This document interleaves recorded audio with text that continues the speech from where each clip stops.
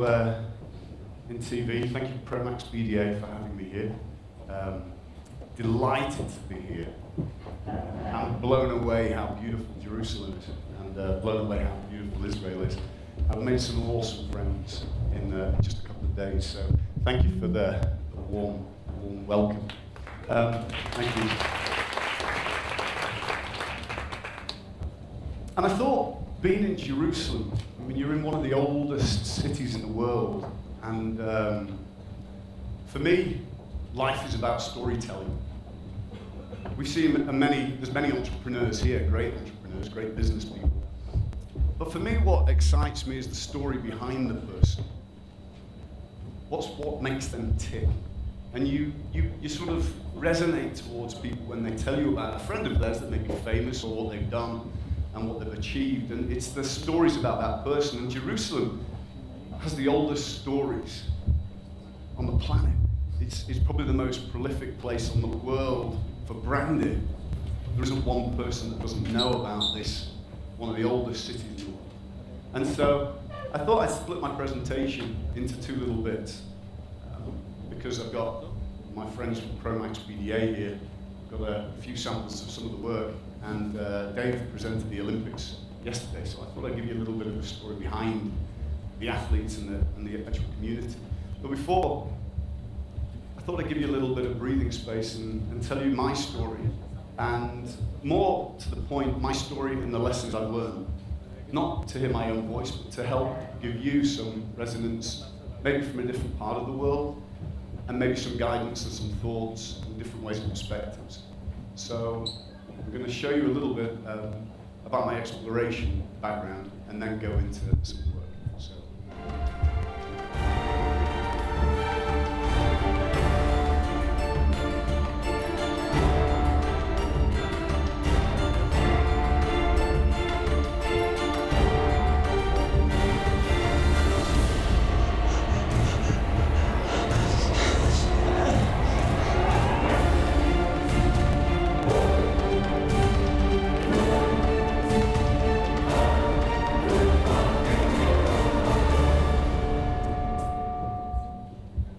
Antarctica is the coldest, the driest, the windiest, one of the most extreme climates on the planet. It's 100 times larger than Israel, and the number of people that live here is twice the number of people in this room. It's in perspective, excluding penguins. I was there in 2005, and I was there on the side of a mountain at 16,000 feet when things went wrong. It was a scary time. The winds changed, it became minus 60. At that temperature, you can't feel your face. And I hit a wall where I thought I wouldn't be able to survive. And I wondered what to do. And the team around me got into disaster mode. Half of my team got frostbite. The camp lead fell. He broke his leg 4 places. It took 5 days before we could get painkillers. The team at the top of the mountain was stuck in the storm. And they couldn't move. They couldn't come down the mountain. And my team at the bottom of the mountain had gassed themselves by staying in the tent to keep warm. And the heaters had gassed them. Our 2 Twin Otter planes that had taken us into Patriot Hills had blown over in the wind. And it's at this time, I wonder why a man, an ad guy from New York, what the hell is he doing in Antarctica? And why should I have been here? It was crazy. I shouldn't have come out.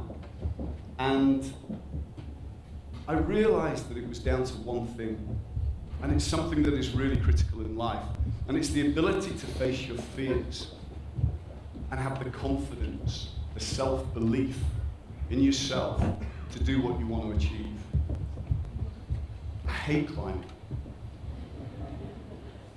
I've ridden some of the hardest land races in the world, Dakar, and across the Himalayas and Enfield and things, and I hate a lot of the experiences I'm going through when I climb, as I'm getting near the summit, I go through a list of the people I hate.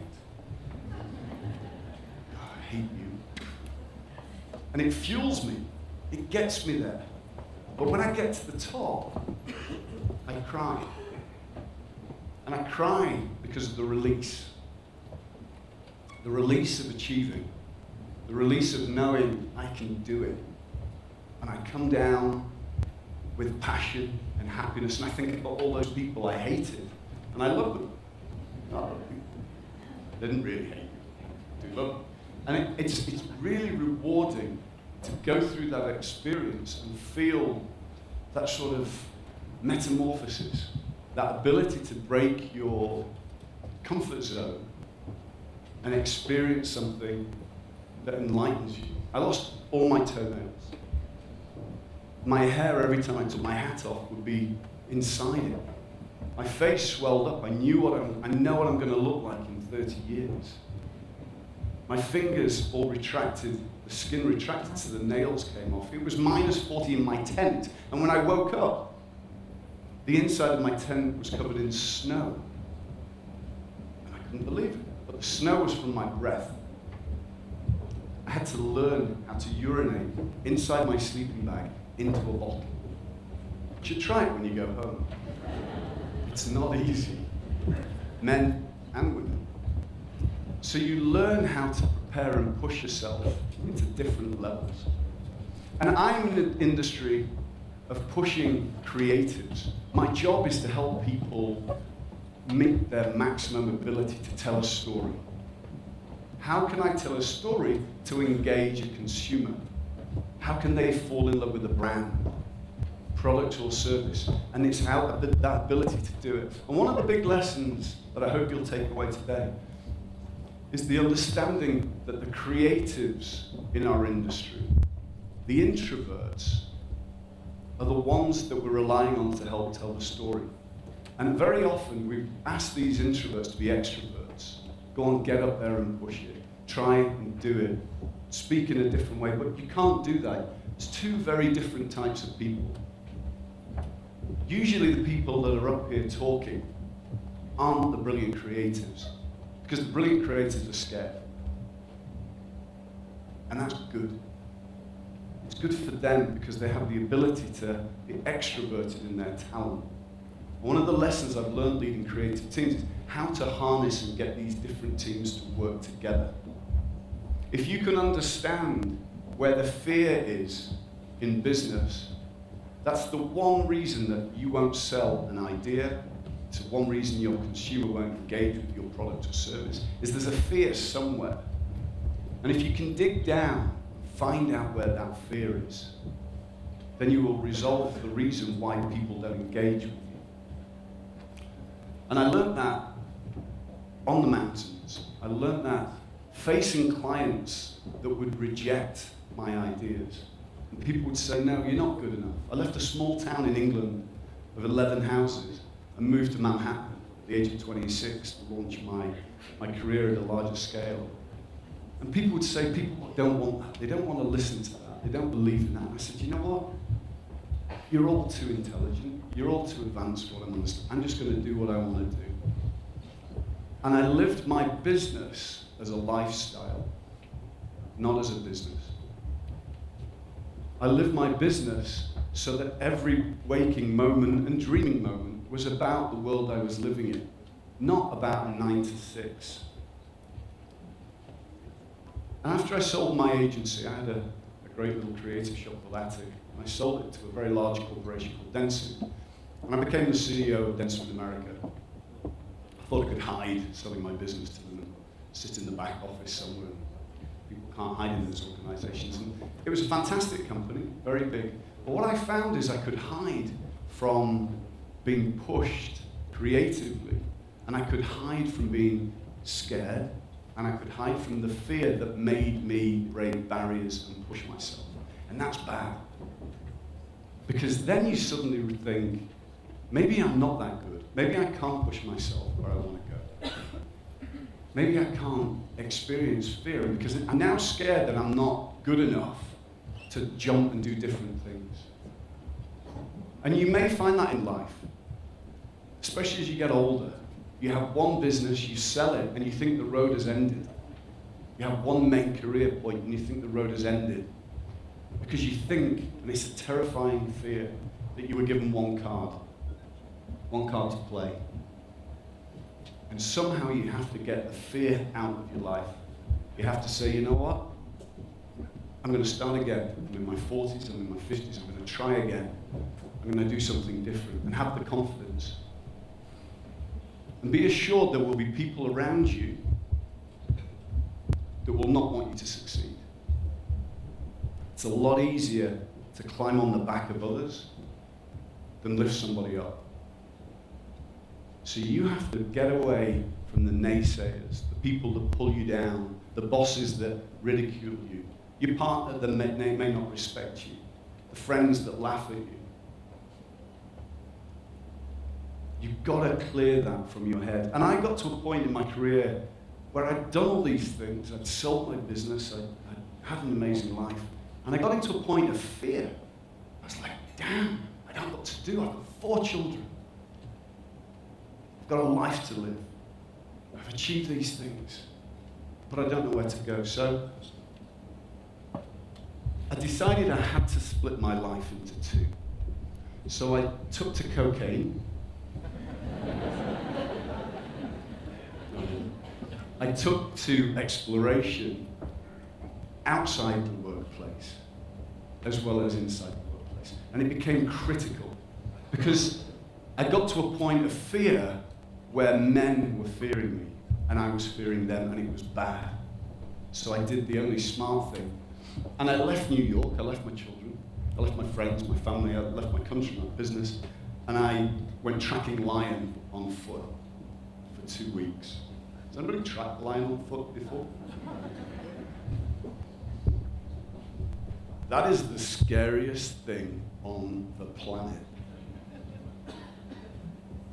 I'm walking, I have a guard in front, tracker, big gun.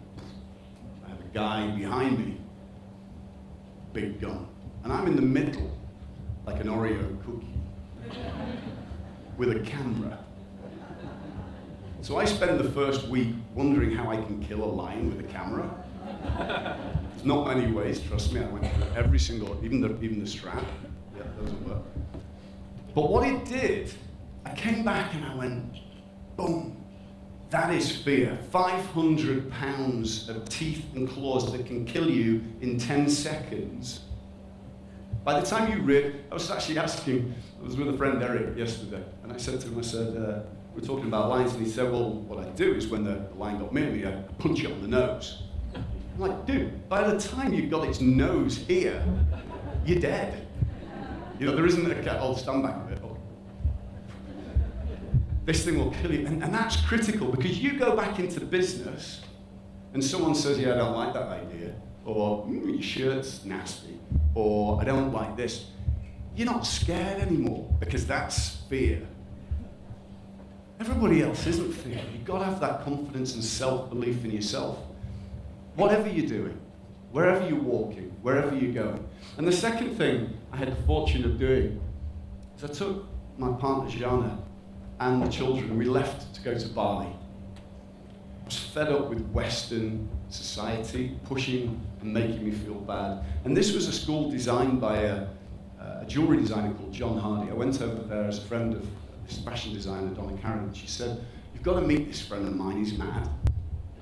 So mad, he's built a huge school out of bamboo.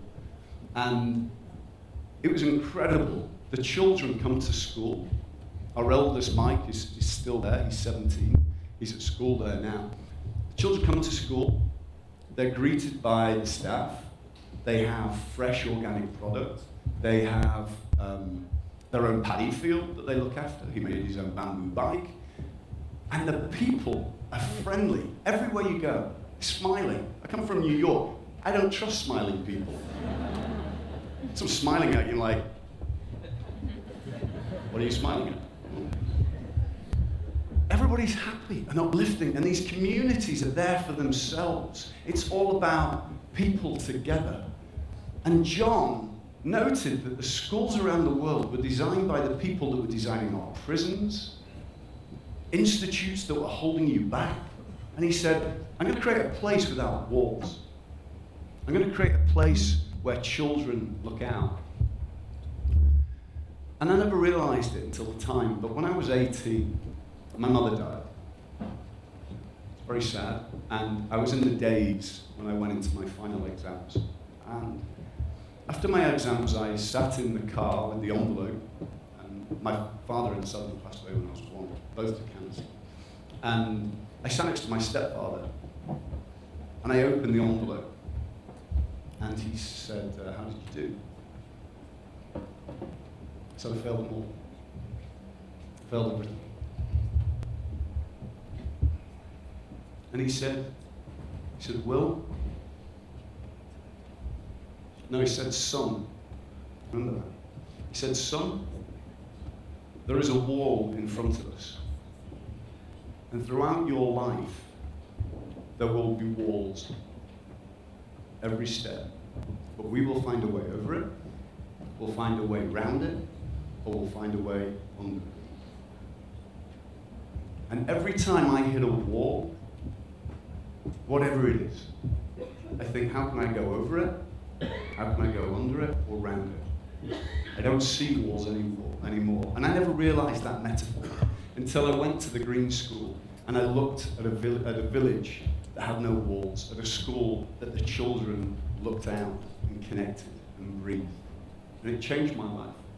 And I realized that it was all down to the people, and the people coming together and believing in each other, looking after each other, supporting each other.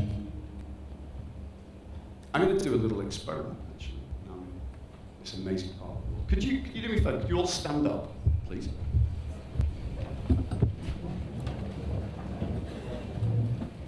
So this is a metaphor, it's the first thing.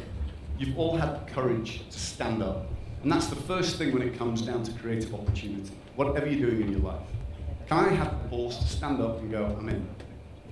And whenever I'm doing an expedition or a trip, the first thing I do is I pay for my ticket, and then I work out what I'm going to do when I get there, because I'm now committed, whatever I'm doing. I was invited to come here, I said yes. Then I worked out that I've got a $400 million telecom pitch going on in New York at the moment. Panic, but I'm still here. Now I want you to do something very uncomfortable. Breathing in. I'd like you all to hold hands. The people next to you. So you're probably thinking two things at the moment. One, this is really uncomfortable. That person's got extremely sweaty hands. And the second worry is you're probably thinking now, I hope they wash their hands after the bathroom, because I feel disgusting. This is power. You connecting to each other is power, and look how uncomfortable it feels. If you can unify and connect with the people that you compete with, and work with them and partner with them to do great things, there is nothing you can do. Cannot. Okay, you can let go now, it's the last day unless you want to keep holding hands. But thank you.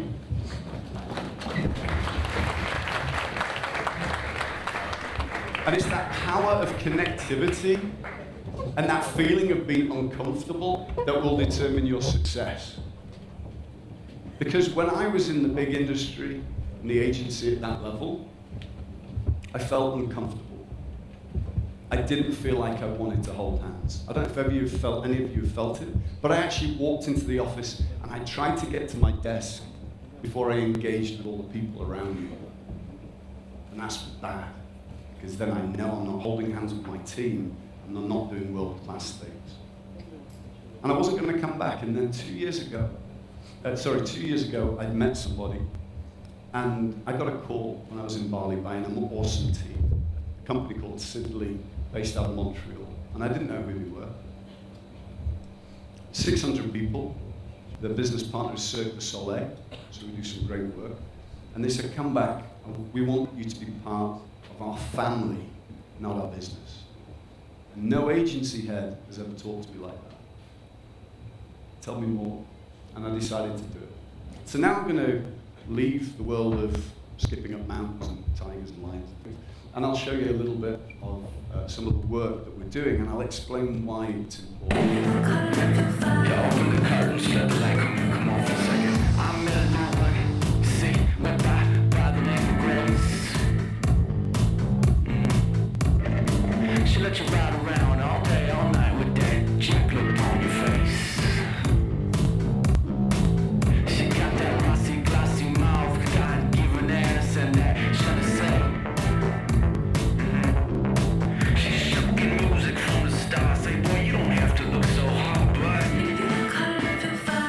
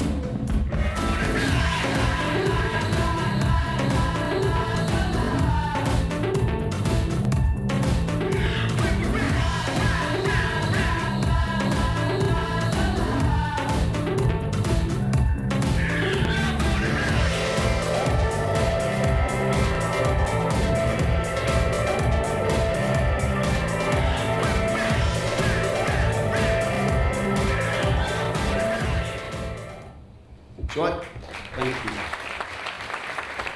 It's awesome having a good soundtrack in it. I wake up every day and I'm juiced, and that's such a revelation to me. I'm like, thank God, I'm back engaged, and it's so important. And the reason I'm enjoying what we're doing is because every day we think of ideas. We have an architectural team, we have a design team, a branding team, a social media team, an analytics team, and everybody's thinking by holding hands and connecting. And fear is not in the room. And we're doing great things. So Dave presented the Olympics yesterday, so he derailed my whole presentation. So I changed mine to connect a little bit to the Olympics and build off what he'd said. And I thought he had a great perspective on the power of unity and brand building. Because a great brand is a story, and a story is something that has no parameters. We all panic about social media and mass media and all these things. If it's a damn good story, people want to tell it. So know what you're producing. If you've got a good product, then you'll achieve.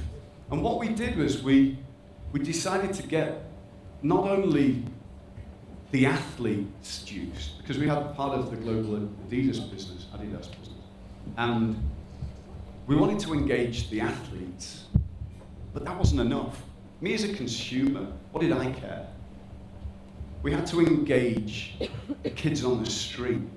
And we went over to England, and we discovered that it was a city and a country in crisis. People were rioting on the streets, and the Olympics were coming up. And we had to do something. We had to do something that united. So we looked at the boroughs, and we realized in London, there was 12 central boroughs. And we realized outside there was 20 boroughs. It's 2012. I think it's meant to be. So we got all the boroughs together, and we found heroes in those boroughs that would take the stage on behalf of society and drive their own stories and build a resonance of why the Olympics that was coming wasn't just for those mega athletes. It was about the people and about the country and about the brand. And this is the story. There are pockets of our society that are not just broken, but frankly sick.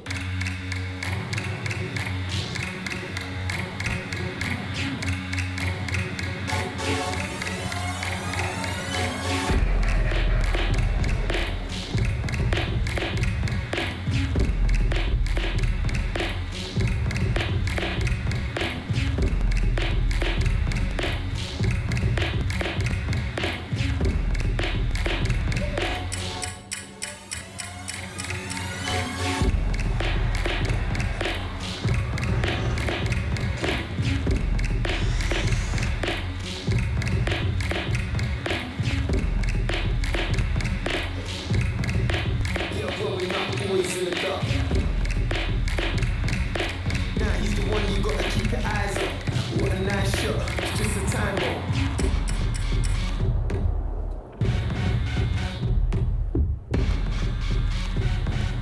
But what about you? But what about you? I'm giving you the opportunity to open up for me on tour. All you have to do is send me something with heart and something with passion, and the slot's yours.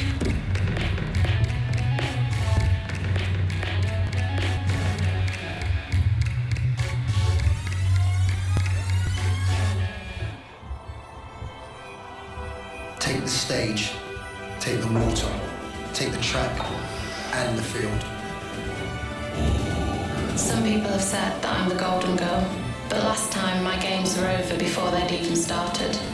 I've had to learn a few lessons. I've had to do some growing up.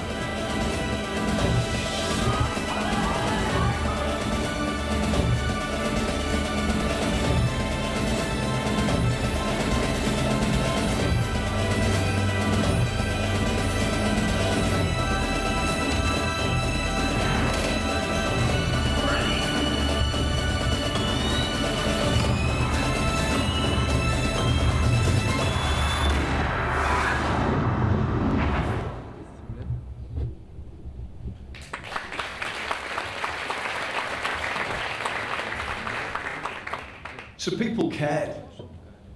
They actually gave a toss about their country. And it's a big thing for Brits. Brits don't like other Brits succeeding. If you want to do it, you've got to do it 9 times before they'll give you the 10th time. That's why I left to America, because it was easier. Plus I had an accent in America. But it's really important that you challenge what they're believing as a culture. And that's what we did. And we got the outdoor, we got to take the stage, take the respect, take the chance. And it wasn't just about the athlete, it was about the mindset of the individuals in the community. We got it out there, we did a lot of online, we did collectible posters for the kids back home, and they started to believe in their community. And then we did a set of individual documentary pieces with the guys that wanted to motivate the individual elements. So this one here, we'll give you a little bit of an example of how Wrench did it. But you could see how the poster campaigns for the Olympics went inside. Pride of Brent with Andre Zoom. It was the pride of the individuals in their community, because that's what mattered. And that's what it's about. In the television industry, if you aren't connected to people about what matters, you're not connecting properly.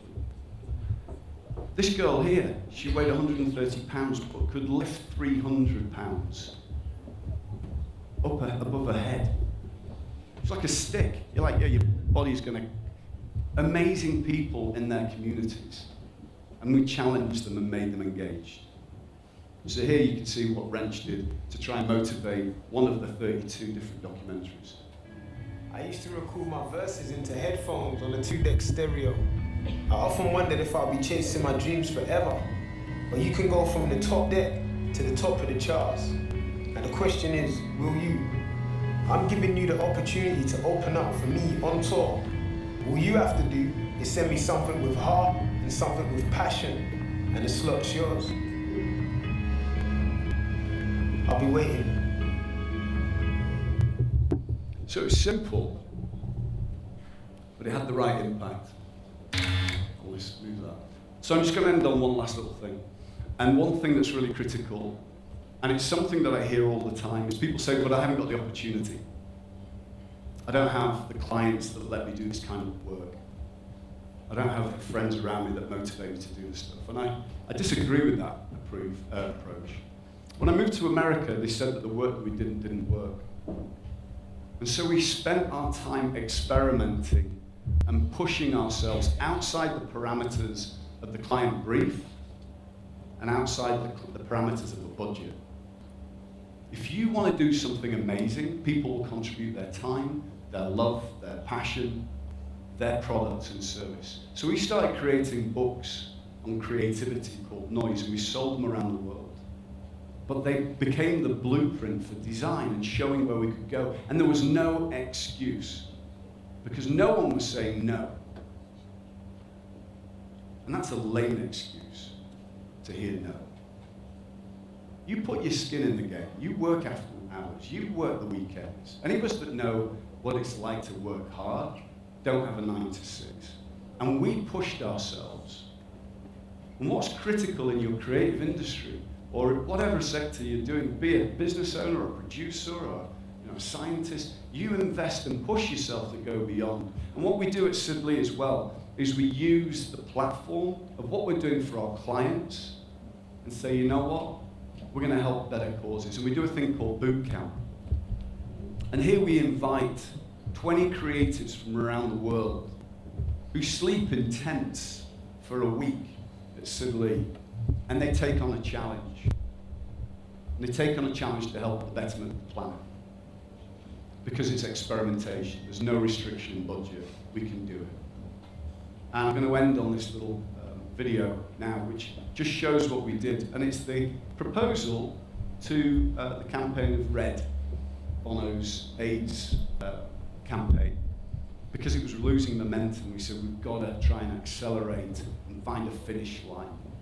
And this is what 20 students did over the week. They came up with the concept that they would contribute to a bigger cause. Every day, more than 1,000 babies are born with HIV. RED is dedicated to bringing this number down to 0. We can do this by 2015. All it takes is 2 pills a day. The SID Boot Camp was asked to help RED make this happen, and in doing so, change an entire generation. Introducing the 9-month projects, a movement organized into 4 goals: reveal, unite, empower, and celebrate. The first goal is to reveal the RED mission. It begins on World AIDS Day when RED takes over its partners' websites. Each site communicates RED's mission and brings you to an online store where consumers can purchase RED products. As the partners build awareness, RED spreads the story even further. Imagine a Google search that puts a hyperlink on any results containing the word RED. We take the brand to the streets with stunts and guerrilla posters that, coupled with an iPhone application, become an augmented reality storefront. Buyers are reminded of the positive impact they create with each purchase. The second goal is to unite the RED community. By sharing your RED purchase on Facebook, RED will place a pin with your location on a map. You can also place a pin by taking a geolocated photo of any RED object in your city. A RED thread will grow wrapping around all the pins, uniting everyone behind a single cause. The cities that create the most connections get a chance to become stops on the RED tour. The third goal is to empower the RED community. Starting in Cape Town, South Africa, the 9-month project takes the digital thread to the physical world and rolls out a tour of the 9-month hub. This flexible breathing structure houses a storytelling experience that showcases the RED community. The 9-month hub lives at each city for 1 month and leaves behind a small version of itself we call the micro hub. The objective for each city is to customize their micro hub with inspirational notes and drawings written on the walls. The final goal is to celebrate the RED mission. Each hub is taken down and sent to the product designers of RED's top partners. Each designer is challenged with bringing to market a limited edition product using a customized fabric. We call it the finish line. It will be the final fundraising effort for RED to reach its 2015 goal.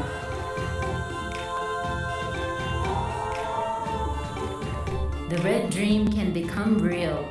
If we unite as an international community, we have the power to redefine a generation.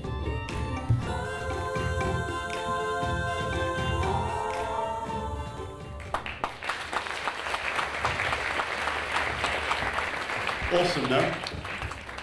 So I'm honored to be here. You have a beautiful country, beautiful people. You're at the center of storytelling and technology. And you are leading a lot of the planet in progression. So I'm honored to have spent this time. So thank you all very much.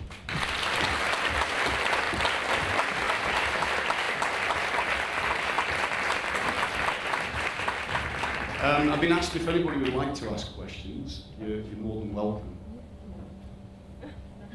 As long as they're nice questions. Yeah.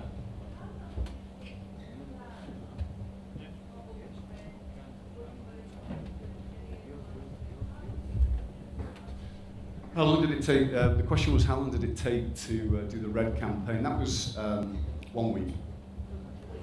1 week, yeah. Yeah, we basically had the kids come in. They slept in tents. They brought their own cameras. They did this. We had a chalkboard, and we gave them balloons so they could blow them up. And so yeah, they came up with the thing. It was great. It was presented to Bono in New York, and he put his head in his hands. And we thought, oh, fuck, you hate it.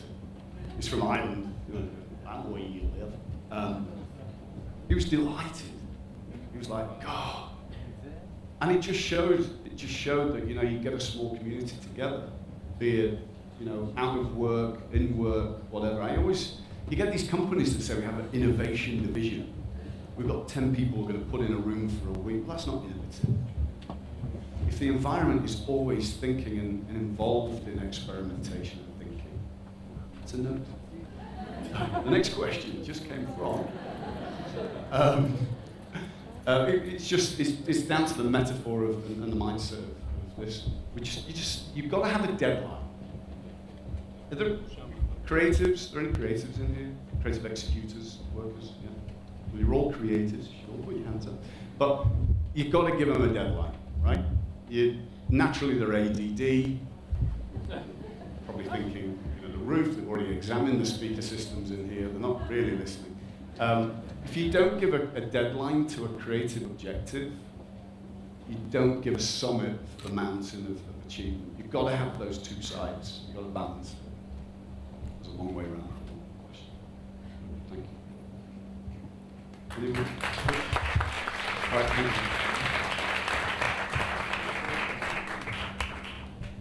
Thank you, Will. That was really inspirational. And we'll now take a break, and after the break, we'll continue our sessions here. Promax scheme continues right now, next door. So if anyone was intimidated by this hall, we can talk more to Will on the JVP hall. So all the delegates are invited to walk up there. בעברית, כל מי שהגיע למסלול של פרומקס מוזמן לעבור לעולם הנוסף שנמצא למעלה, יוצאים משמאל.